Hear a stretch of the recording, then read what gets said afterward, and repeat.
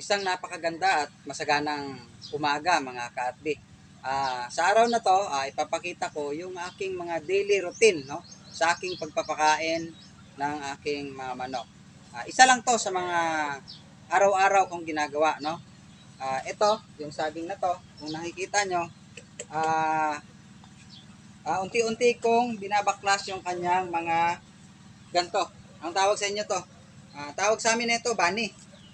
So, ito isa sa mga ingredients po ng aking patuga. Pagka nag-alaga tayo ng manok, pag for meat production, kailangan gumamit tayo ng extender. Extender po tawag dito. Ito yung ginagawa ko kada sa tuwing umaga, sa hapon, inuunti-unti ko pong kuha yung mga bani ng ating saging. So, yung saging na to, wag mo nang isipin kung magkano yung magiging bunga nito. Kung mayroon naman kayong mga saging na pakol, pwede rin yan, pakol.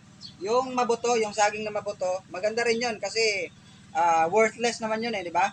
Wala namang ano yun, wala namang halaga kasi hindi naman kinakain ng tao, hindi naman bibenta. So, sa mga manok, pwedeng-pwede, no? Napakahusay at mabubusog talaga yung ating mga alaga sa walang nilalabas na halaga.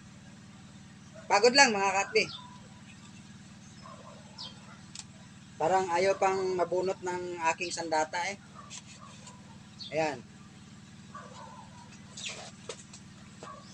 So ngayon, putulin ko na to lahat.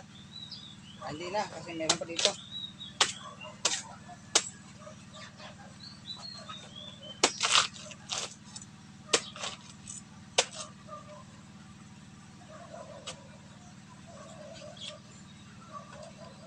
Medyo madulas-dulas dito at saka ang daming langgam.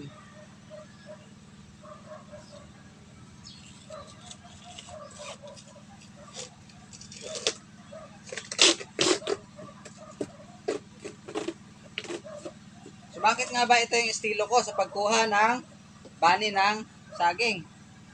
So simple lang. Para ho hindi masira yung bani ng saging. Kasi pagka pinutol mo to lahat, mangingitim yung ating saging. Magiging katulad na ito. Yan. Pagka kinuha mo lahat, yung kulay niya magiging ganito. Hindi na yan kakainin ng ating mga alagang manok.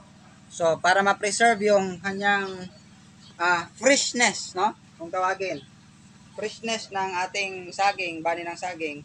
So, kailangan paunti-unti lang yung pagkuha natin.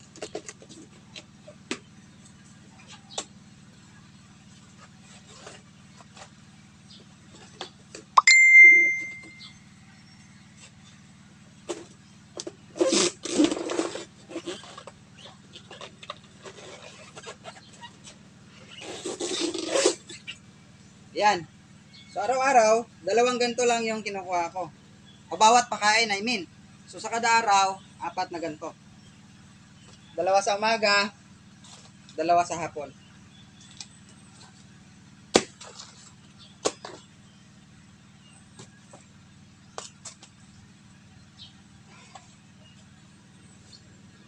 So, kanina, nakakuha na tayo ng isa. So, yan na lang.